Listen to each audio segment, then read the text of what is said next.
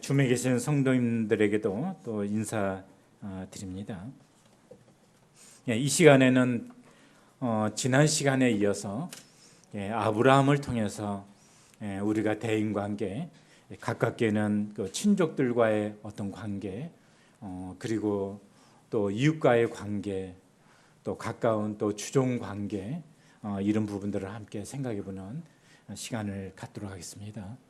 지난 시간에 하나님께서 아브라함을 향해서 나의 벗이다, 나의 친구다 하는 부분을 함께 상고해 보았습니다. 하나님과 아브라함의 관계가 어떠한 관계였었는지를 생각해 볼 수 있는 그런 한 문장이 바로 나의 벗이다, 나의 친구다 하는 관계로서 생각을 했습니다. 우리의 그 인생도 가장 중요한 게 있다면 얼마만큼 많은 돈을 벌였느냐, 얼마만큼의 지위를 가지고 있느냐, 그런 것도 의미가 될 수 있겠습니다. 그러나 우리의 인생을 반추해 보게 된다면 가장 중요한 것은 관계 속에서 우리가 어떠한 삶을 살아왔느냐 하는 것이지 않을까 싶어요. 부부관계, 또 가족들과의 관계, 또 직장에서의 관계, 이웃과의 관계, 이런 관계 속에서 어떤 관계를 누리면서 살아왔느냐 하는 것이 우리의 행복한 인생과 가장 직결되는 그런 문제가 아니겠습니까? 거기에서 세상 사람들은 하나님과의 관계가 빠져 있지만 우리에게 있어가지고는 하나님과의 관계가 소중한 관계로 우리의 삶을 표현할 수가 있겠습니다. 그래서 우리의 인생은 그 관계와도 밀접한 연관성이 있고 우리의 신앙생활도 바로 이제 관계와 밀접한 연관성이 있습니다. 가장 중요한 것은 하나님과의 우리가 어떤 관계 속에서 살아가고 있느냐 하는 것이 가장 중요하고, 그 다음에 이제 하나님과의 관계 속에서 그 다음에 이제 우리가 가정 안에서의 관계, 또 이웃과의 관계, 직장에서의 관계, 이런 것이 하나님과의 관계 속에서 연장선에서 있게 되어지는 그런 관계 문제라고 말씀을 드릴 수가 있겠습니다. 그래서 이 시간에 아브라함이 우리의 믿음의 조상이기도 하고, 또 아브라함은 우리가 하나의 신앙생활에 있어서 하나의 본으로서 우리가 생각해 볼 수 있는 그런 인물인데, 그런 점에서 아브라함이 이제 그 이웃과의 관계가 어떠했는지 하는 부분을 살펴보도록 하겠습니다. 창세기 11장을 찾겠습니다.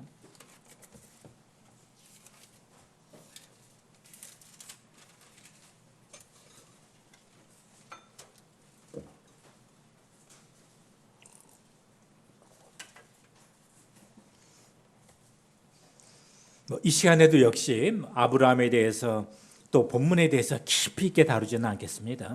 포커스를 이웃과의 관계라고 하는 여기에 포커스를 맞춰서 간략하게만 살펴보도록 하겠습니다. 창세기 11장 26절을 함께 찾겠습니다. 데라는 70세에 아브람과 나홀과 하란을 낳았더라. 데라의 족보는 이러하니라. 데라는 아브람과 나홀과 하란을 낳고 하란은 롯을 낳았으며 하란은 그 아비 데라보다 먼저 고향 갈대아인의 우르에서 죽었더라. 여기 지금 이 구절을 찾은 것은 롯과 아브라함의 관계를 살펴보기 위해서 찾은 구절입니다. 데라는 아브라함, 여기서 아브라함은 나중에 아브라함의 아버지입니다. 그래서 아브라함은 아브라함과 동일한 인물이다, 이렇게 생각하시면 됩니다. 그래서 이 데라는 70세에 아브라함과 나홀과 하란을 낳았어요. 그래서 데라에게는 이제 세 아들이 있었죠. 세 아들 가운데 한 아들이 아브라함이고, 그 다음에 또 아들이 이제 나홀이고, 그 다음에 그 하란입니다. 그래서 이제 하란은 그 롯의 아버지가 됩니다. 그 다음에 이제 나홀은 나중에 이제 그 아브라함이 이제 그의 그 며느리를 구하게 될 때 이제 그 친족 가운데서 나중에 이제 그 같은 동족 가운데 며느리를 얻게 되는데 그 며느리가 누구냐 하면은 이제 여기 나홀의 아들 밀가의 딸이 이제 나중에 이제 리브가가 되어지는 것이죠. 그래서 여기 그 데라에게 있어서 세 아들 가운데 한 아들이 이제 아브라함이고 그 다음에 이제 한 아들이 이제 하란인데 27절에 보게 되면은 이제 하란이 롯을 낳고 나서 그러니까 이제 롯은 그 데라의 아들 하란의 아들 이렇게 되어지죠. 그래서 아브라함하고 롯은 삼촌과 이제 조카지간입니다. 그런데 롯은 자기의 아버지가 할아버지보다 먼저 죽었어요. 그래서 롯은 이제 어렸을 때 아버지를 이제 잃게 되어지고 그 다음에 이제 할아버지 혹은 이제 그 삼촌들과 더불어서 성장해 왔던 것을 이제 보게 됩니다. 자, 이제 그 롯의 배경을 간단하게 살펴보았습니다. 12장 보시겠습니다.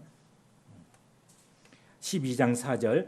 이에 아브라함이 여호와의 말씀을 따라갔고 롯도 그와 함께 갔으며 아브라함이 하란을 떠날 때 75세였더라.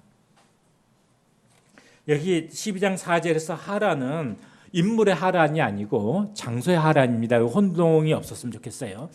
어쨌든지 이제 아브라함이 그 여호와 말씀을 따라서 이제 부름의 길을 나서게 될 때 롯이 누구를 따라 나섰냐 하면은 아브라함을 따라 나섰어요. 그런데 롯에게 있어가지고 여기는 이제 그 데라가 죽은 다음이니까 롯에게 있어가지고는 삼촌이 둘이 있었죠. 누구죠? 아브라함과 나홀입니다. 아브라함과 나홀 삼촌이 이제 둘이 있었는데 이제 아브라함이 부름을 받아서 떠나게 됐을 때 롯은 선택을 했어야 됐어요. 아브라함을 따라 나서느냐 아니면은 이제 나홀을 따라서 함께 하느냐. 이렇게 이제 롯은 선택해야 됐습니다. 왜냐하면 아버지가 일찍 죽었기 때문에 이제 그 롯은 누군가 삼촌을 따라 나서야 되는데 할아버지도 죽었고 그런데 여기에서 지금 롯이 누구를 따라 나섭니까? 네, 나홀을 따라 나선 것이 아니고 아브라함을 따라 나섭니다. 왜 아브라함을 따라 나섰을까요? 롯이 뭐 신앙심이 돈독해서 그랬을까요? 뭐 저는 이제 그렇게 생각하지는 않습니다. 아마도 롯은 이제 나홀을 따를 것인가 아브라함을 따를 것인가 했을 때 롯의 마음 가운데 아브라함을 따르는 것이 훨씬 마음에 편했을지 않을까 싶습니다. 왜 편했을까 싶을 때 그만큼 이 나홀보다는 아브라함이 롯에 대해서 더 정감 가게 더 사랑을 베풀었지 않았을까. 성경에 자세하게 이런 내용이 나오지 않지만 더 사랑을 베풀었지 않았을까. 그래서 이제 나홀과 아브라함 사이에 롯이 이제 누구를 따라야만 했을까 하는 이와 같은 상황 속에서 아브라함을 따라 나섰다고 하는 것은 이건 아브라함과 롯의 관계를 보여주고 있습니다. 그래서 아마도 그 롯에게 있어 가지고는 아브라함이 이제 그의 아비 하란이 죽은 다음에 아버지처럼 그렇게 생각되어졌던 두 삼촌 가운데서도 아브라함이 그랬다고 하는 것을 살펴보았습니다.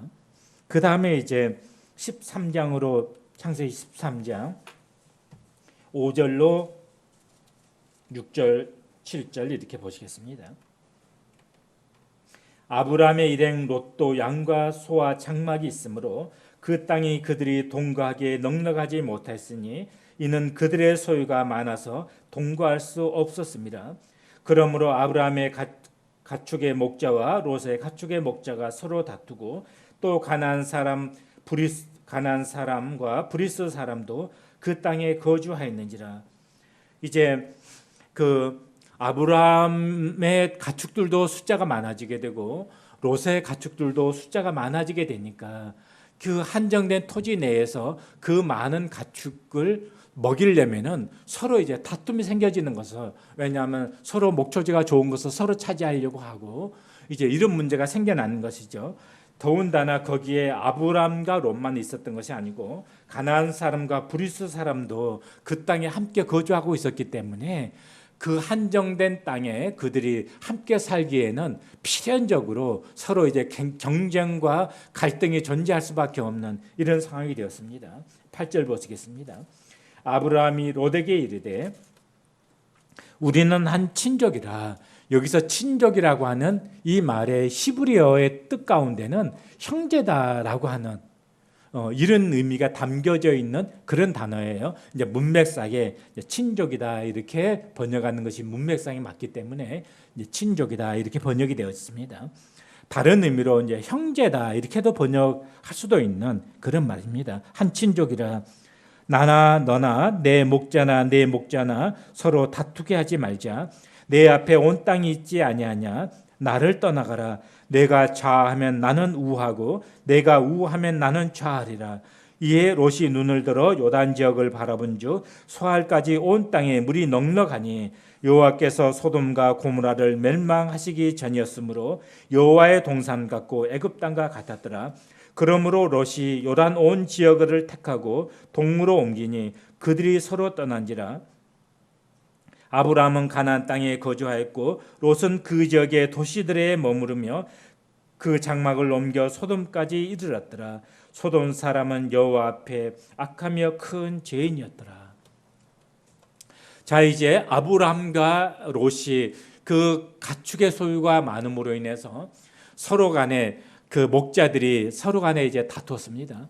이렇게 다투게 되다 보면 나중에 그 갈등이 어디까지 이어지게 되어지죠? 이제 아브라함과 롯의 문제까지 이제 이어질 수가 있는 것이죠. 그래서 아브라함이 이제 그 상황을 바라보면서 이제 롯에게 얘기합니다. 너나 나는 형제지 않느냐. 물론 삼촌과 조카의 관계이지만 다른 말로 하면은 친족이지 않냐. 너나 나나 또 내 목자나 내 목자가 서로 다투게 하지 말자.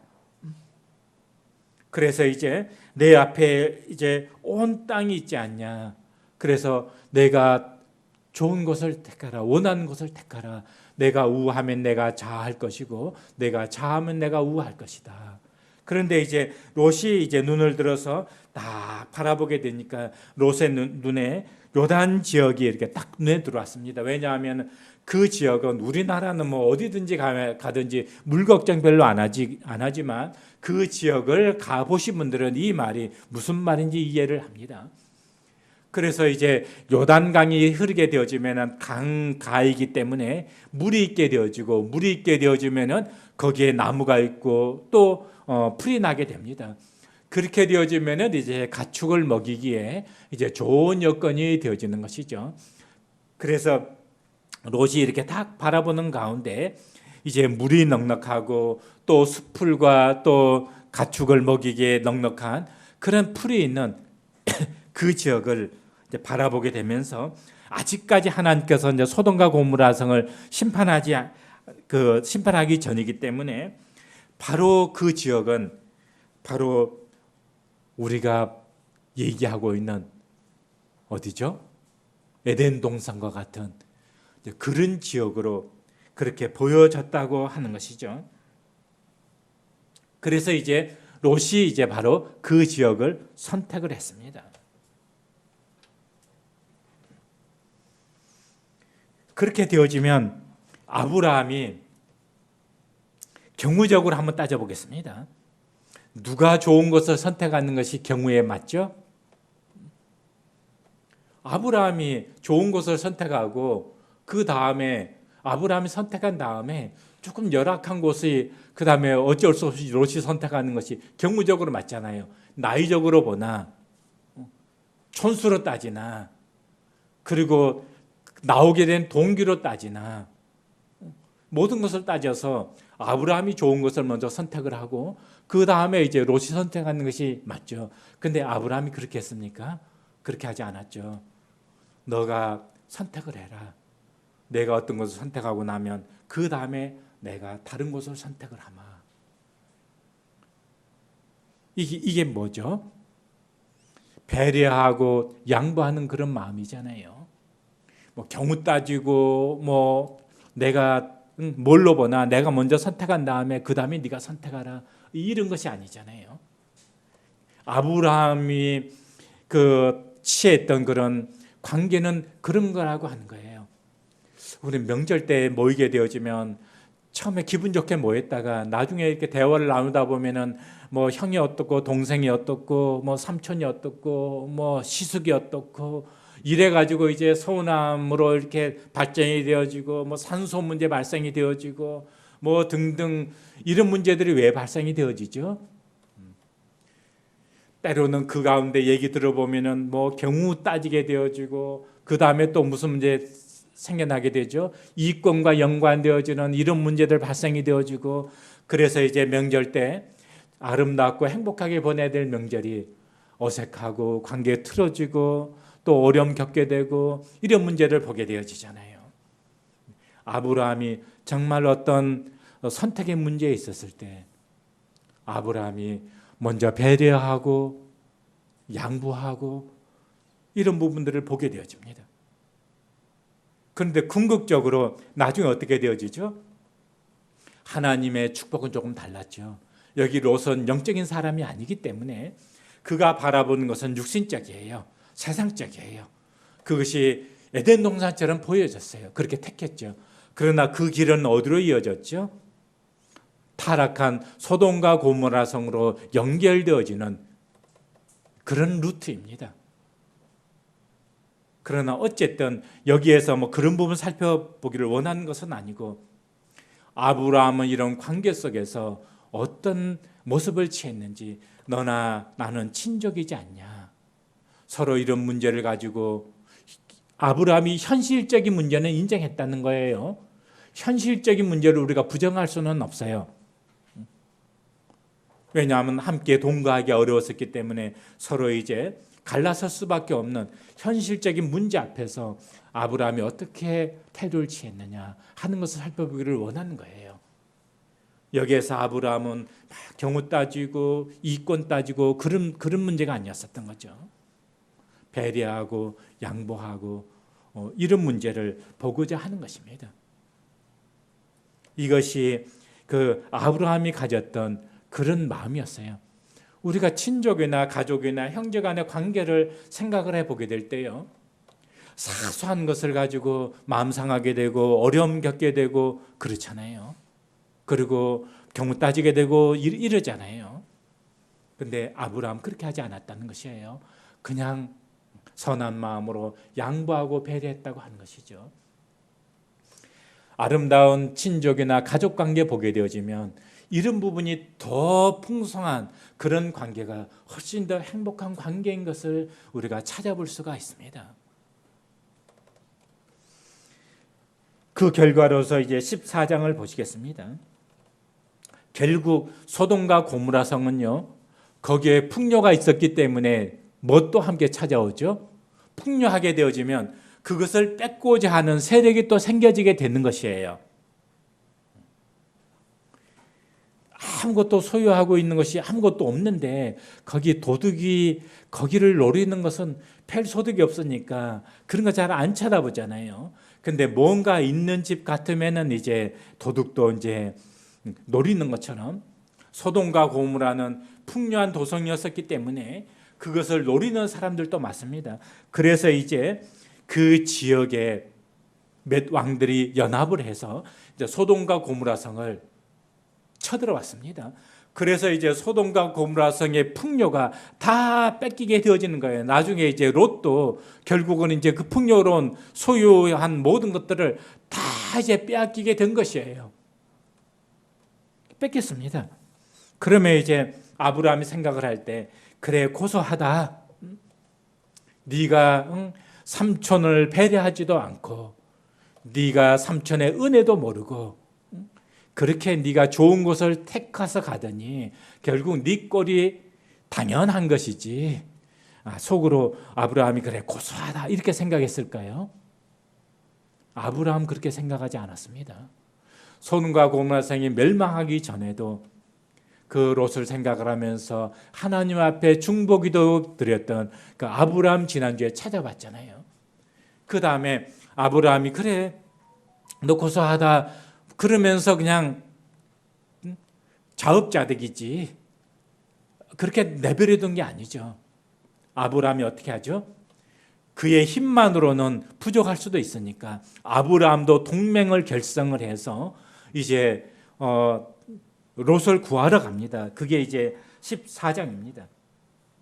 그래서 결국 이제 1절부터 있지 않겠습니다. 쭉 보게 되어지면은 결국 이제 아브라함이 이제 롯을 구해 가지고 옵니다.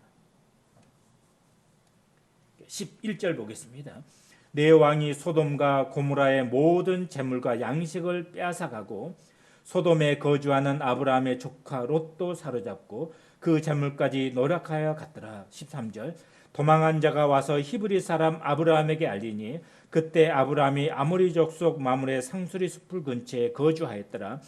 마므레는 에스골의 형제여 또 아넬의 형제라. 이들은 아브라함과 동맹한 사람들이더라. 아브라함이 그의 조카가 사로잡혔음을 듣고 집에서 길리고 훈련된 자 318명을 거느리고 단까지 쫓아가서 그와 그의 가신들이 나누어 밤에 그들을 쳐부수고 다메섹 왼편 호박까지 쫓아가 모든 빼앗겼던 재물과 자기의 조카 롯과 그의 재물과 또 부녀와 친척을 다 찾아왔더라. 아브라함이 그돌라올멜과 그와 함께한 왕들을 쳐부수고 돌아올 때에 소돔 왕이 사회의 골짜기 곧 왕의 골짜기로 나와 그들을 영접하고 살렘 왕 멜기세덱이 떡과 포도주를 가지고 나왔으니 그는 지극히 높으신 하나님의 제사장이었더라. 쭉 지나가겠습니다. 21절 소돔 왕이 아브라함에게 이르되 사람은 내게 보내고 물품은 내가 가지라. 사람은 내게 보내고 물품은 내가 가지라.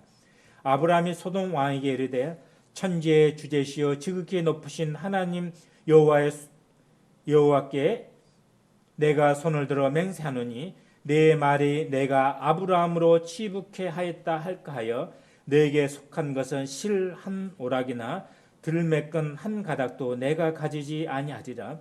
오직 젊은이들이 먹은 것과 나와 동행한 아넬과 에스글과 마므레의 품깃을 제할지니 그들이 그 품깃을 가질 것이니라. 조금 긴 구절을 읽었습니다. 예, 이제 아브라함이 그와 동맹한 그런 동맹한 사람들과 함께 집에서 길리온 318인을 데리고 가서 이제 롯을 이제 구해 가지고 오게 됩니다. 그랬을 때 이제 살렘 왕 멜기세덱 이 부분은 다음에 나누도록 하겠고요. 21절 소돔 왕이 이제 아브라함에게 이제 마중 나왔습니다. 그래서 어떻게 얘기하냐면 사람은 내한테 돌려보내고 그 다음에 빼앗은 모든 노력한 모든 재물은 내가 가지라 이렇게 이야기를 합니다. 아브라함이 그것을 받아들인 것이 아니고 그걸 거부합니다. 그걸 받아들이게 되어지면 이제 어떻게 되어지죠? 소돔 왕이 나중에 아브라함 부자 된 거 그거 내 덕이야. 근데 소돔 왕은 소돔과 고모라 성은요 간증이 좋은 그런 성이 아니잖아요. 아브라함이 거절을 합니다.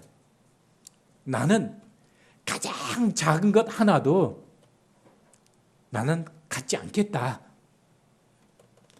근데 여기서 이제 끝난 것이 아니고 아브라함이 이렇게 이야기를 합니다. 나는 하나도 갖지 않겠지만 어떤 몫은 제하겠다. 나와 동행한 이 사람들의 몫은 제하겠다. 이게 뭐죠?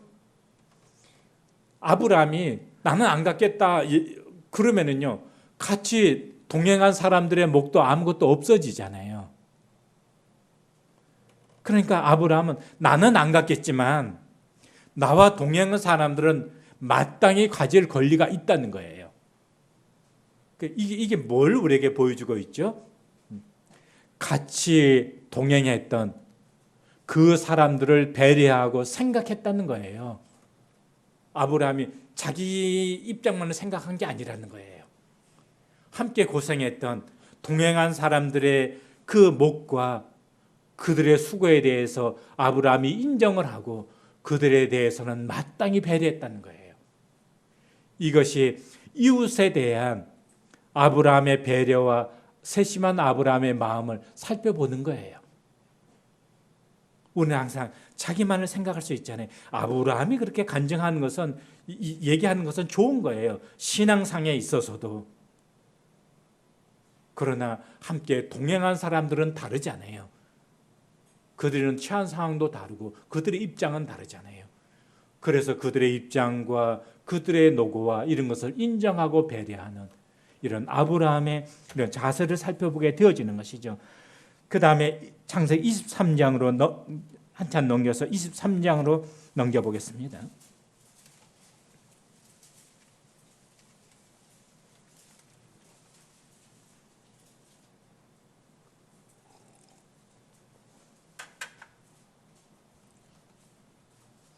사라가 127세를 살았으니 이것이 곧 사라가 누린 횟수라.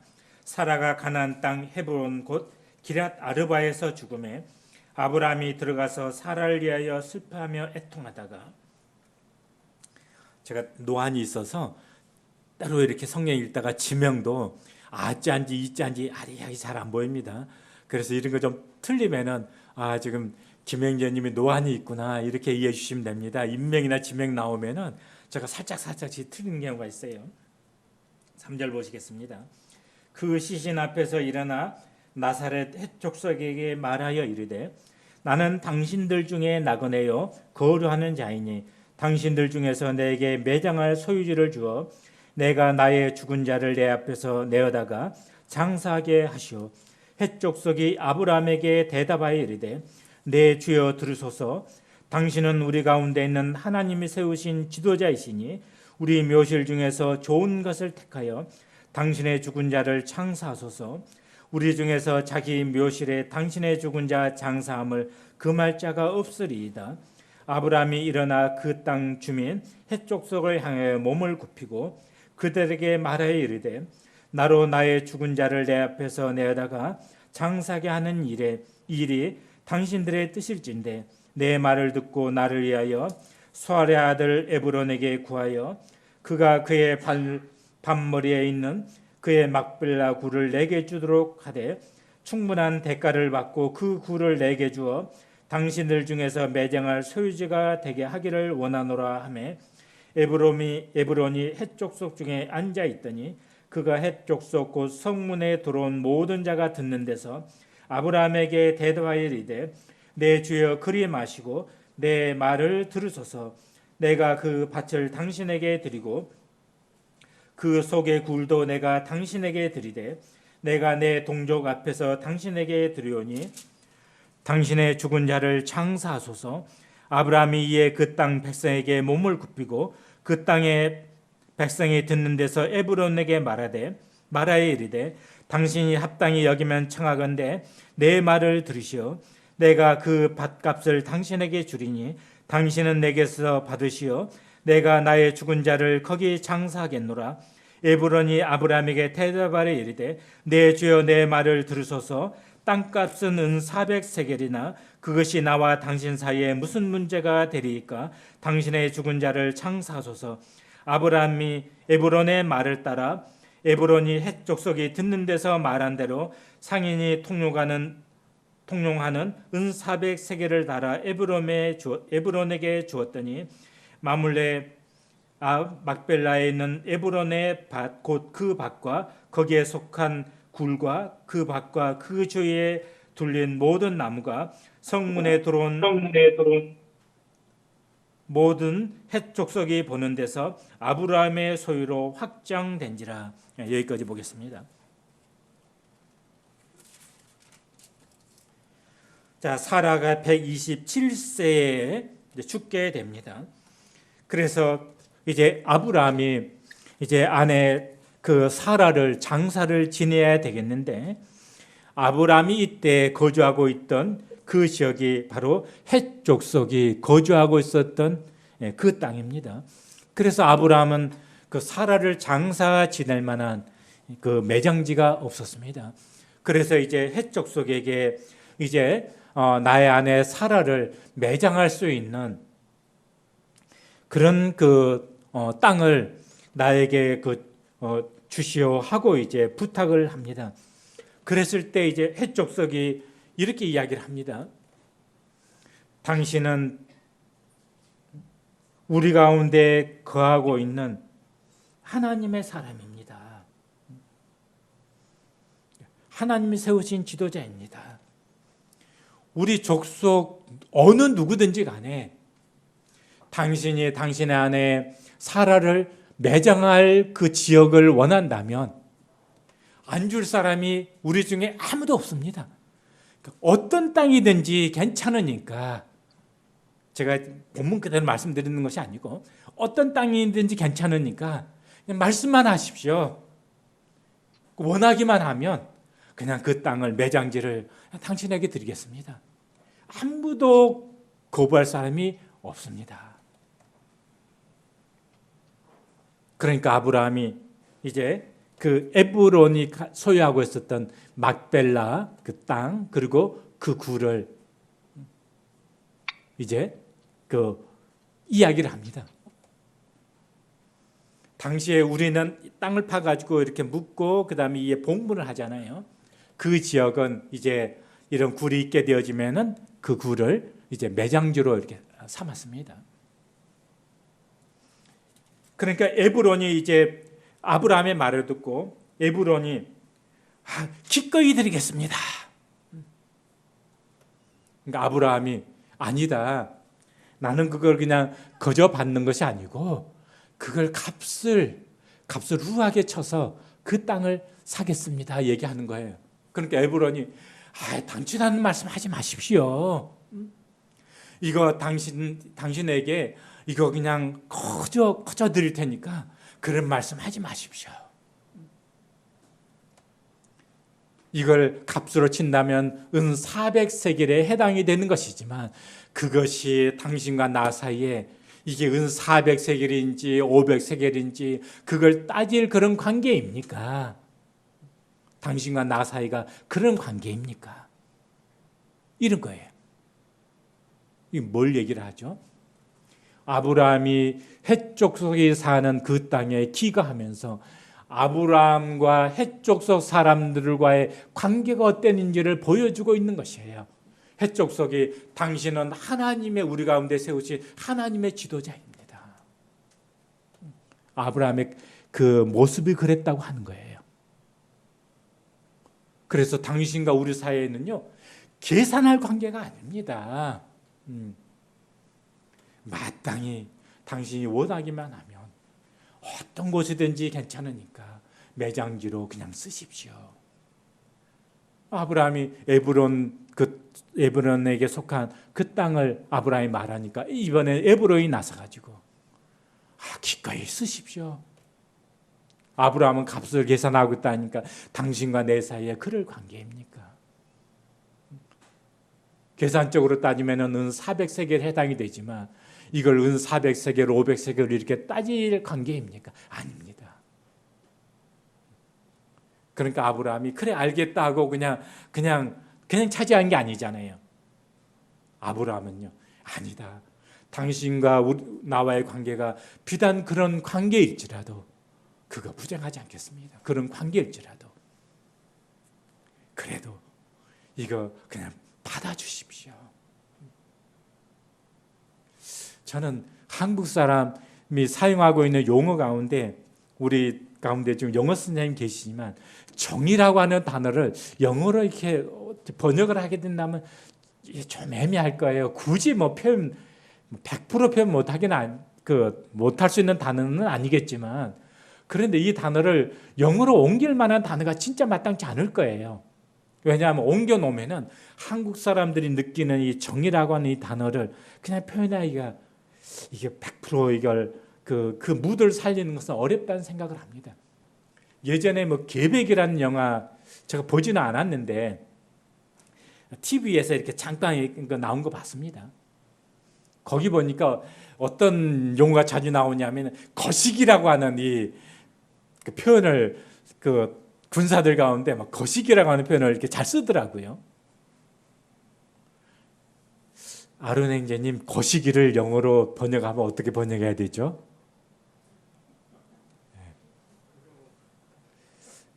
그거 그러면은 그 거시기가 말하는 것을 좀 그 표현하는 게 합당치는 않을 것 같아요.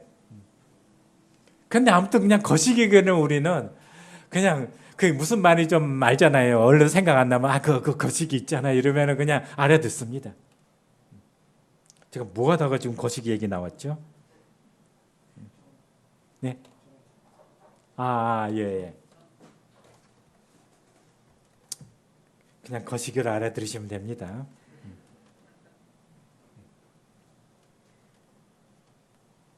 한국 사람들은 이 정의 문화가 있어가지고요. 음식값 낼 때 외국 사람들이 보면은 그 유튜브에 보면 그런 한국 와가지고 이제 처음에 뭐 놀래고 뭐 이런 것들 그 나온 것들이 있어요. 근데 음식 먹고 나서 싸우는데 보니까 막 분노하면서 싸우는 것이 아니고 웃으면서 싸우더라는 거예요. 그래서 야, 한국 사람들은 싸울 때도 웃으면서 싸우나 그랬는데 그렇게 싸우는 것이 아니고 음식값 서로 내겠다고.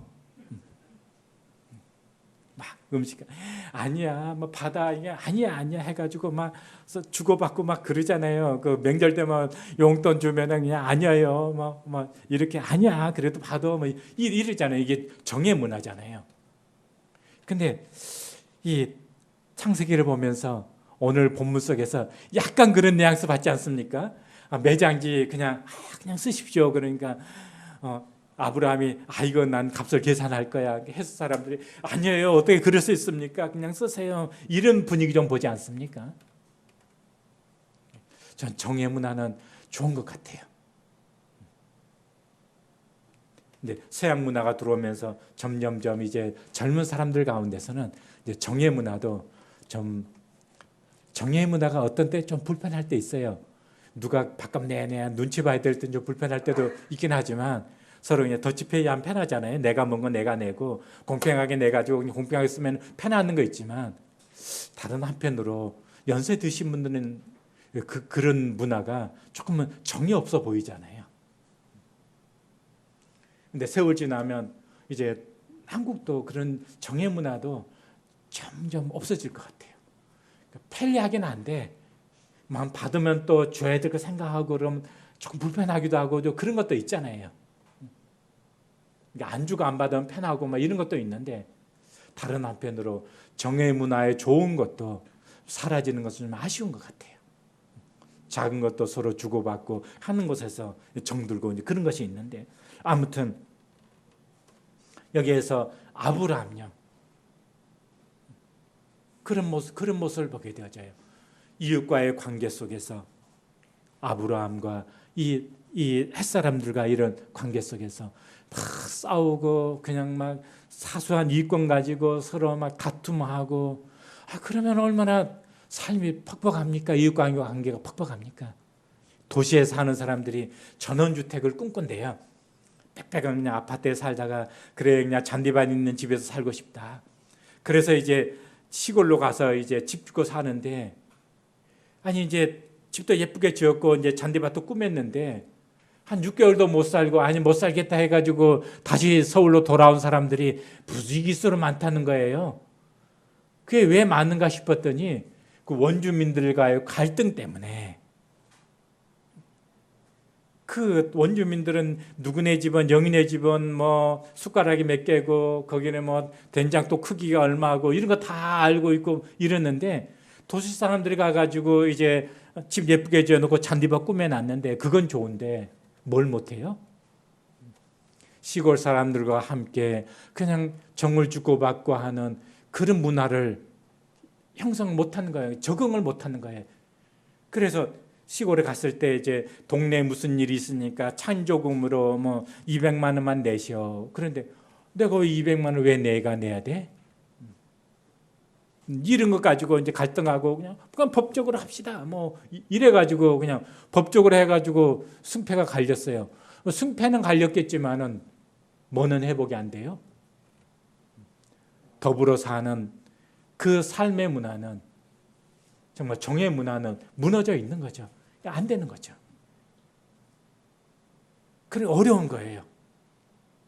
그러다 보니까 좋은 줄 알고 전원주택 좋은 줄 알고 갔다가 못 살겠다 해가지고 돌아온다는 거예요. 이웃과의 관계. 아브라함이 여기 헷 족속과 더불어서 살면서 서로 간의 이 관계의 모습을 보게 될 때 아름다운 관계의 모습을 보게 되잖아요. 서로 이익권 챙기려고 하는 이런 모습이 아니라 서로 상대를 배려하려고 하는 이런 모습들.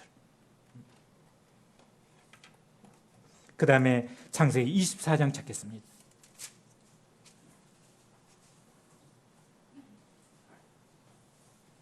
1절부터 쭉 보시면 좋은데 시간 아끼기 위해서 안 보겠습니다. 12절만 보시겠습니다. 그가 이르되 우리 주인 아브라함의 하나님 여호와여 원하건대 오늘 나에게 순조롭게 만나게 하사 내 주인 아브라함에게 은혜를 베푸소서. 이건 뭐냐면 이제 아브라함이 나이가 많아서 이제 늙었습니다. 그래서 아들을 이제 장가를 보내야 되겠는데 오늘날이나 예전이나 부모는 그런 마음이 있죠. 자녀가 결혼 안 하고 있으면 그러면 이제 언제 이제 시집가고 장가가나 이런 걱정하잖아요. 아브라함도 이제 부인도 죽고 이제 아들 이제 이삭을 장가 보내야 되겠는데 그때까지 이제 장가를 못 가고 있었어요. 그래서 이제 그 배필을 이제 구하기 위해서 종을 이제 그 같은 이제 동족이 살고 있는 곳으로 이제 보내게 됩니다. 그래서 이제 종이 지금 자기 이제 그 주인의 그 이제 며느리를 구하러 이제 가는 그런 상황이죠. 여기에서 이제 종이 이제 그렇게 기도하는 거예요. 우리 주인 아브라함의 하나님 여호와여 원하건대 오늘 나에게 순조롭게 만나게 하사 내 주인 아브라함에게 은혜를 베푸시옵소서. 그 주인 아브라함을 향한 종의 진실되고 순전한 그런 모습을 여기서 보게 되잖아요. 만약 아브라함이 종에게 넌 내 종이니까 해가지고 그냥 막 인간적으로 그렇게 했다면 종이 이렇게 기도할 수 있을까요? 종이 주인을 향한 이런 마음으로 기도할 수 있었을까요? 일전에 제가 한번 말씀드린 것 같은데 어떤 주인이 종에게 그렇게 그냥 모질게 했답니다. 근데 나중에 이제 주인이 내가 종한테 그동안 너무 모질게 했구나 해가지고 이제 사람이 좀 된 거예요. 좀 너그러운 주인이 된 거예요. 그래서 이제 식모를 이렇게 불러가지고 얘기를 했대요. 그동안에 내가 참 자네한테 모질게 했네. 나를 용서하게 앞으로는 이제 자네한테 내가 그렇게 안 하마. 그 말을 들으니까 이제 이 식모가 감격스럽기도 하고 이제 너무 놀래기도 한 거예요. 그래서 엄격하게 나온 말이 감사합니다. 앞으로 저도 절대 주인님의 음식에 침 안 뱉겠습니다. 그랬다는 거예요. 그냥 엄격하게 나온 말이겠지만 그래 주인이 이렇게 모질게 하니까 맞대놓고 하지 못하니까 어떻게 했겠어요? 그동안에 음식 꺼내오면서 침 뱉고 음식 이제 갖다 준 거예요. 그러니까 여태 주인은 종이 침 뱉은 음식 먹은 거예요. 안 보는데 그렇게 하지 않겠어요? 물론 오늘날에 뭐 주인과 노예, 종 이런 관계는 없겠지만 비슷한 좀 성경의 관계하고 조금 다르지만 주종의 관계는 오늘날에도 약간 비슷하게 있을 수 있잖아요. 그 상관과 그 다음에 또 직원과의 관계도 있을 수 있고 어떤 가게를 하게 된다면 주인과 종업원의 관계도 있을 수 있고 뭐 그런 거잖아요.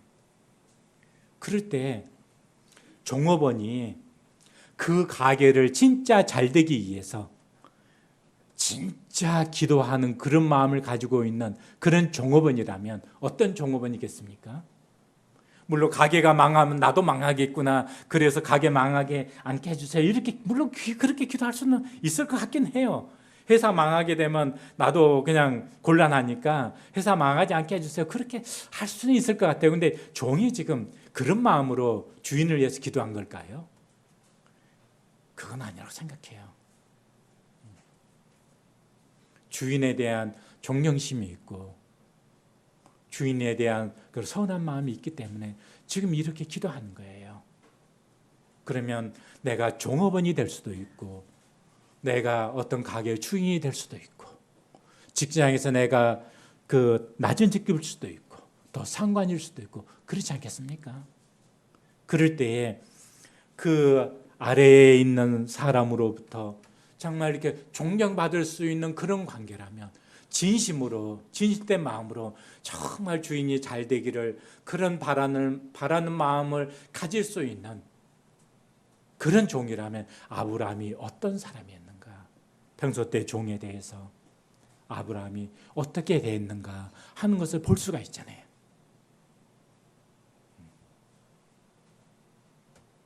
그래서 성경에도 그런 부분을 이야기를 하고 있습니다. 너에게도 그런 주인이라면 너에게도 종이 있는 것처럼 너 위에도 주인이 있지 않냐. 그런 거죠. 그래서 우리가 이런 아브라함과 같은 이런 이웃과의 관계를 갖게 될 때 좋은 관계로서만 끝나는 것이 아니고요. 롯은요 아브라함을 통해서 무엇을 받겠습니까? 아브라함의 하나님을 본 거예요. 헷 족속들은 아브라함과의 관계를 통해서 무엇을 받죠? 당신은요 우리 가운데 거하시는 하나님이 세우신 지도자이지 않냐. 거기서 하나님을 보게 된 거예요. 여기서 종이 기도하면서 어떻게 기도해요? 24장요. 아까 기도를 봤잖아요. 우리 주인 아브라함의 하나님 여호와여. 아브라함을 통해서 이 종이요 하나님을 보게 된 거예요. 창세기 12장 2절을 찾고 마치겠습니다.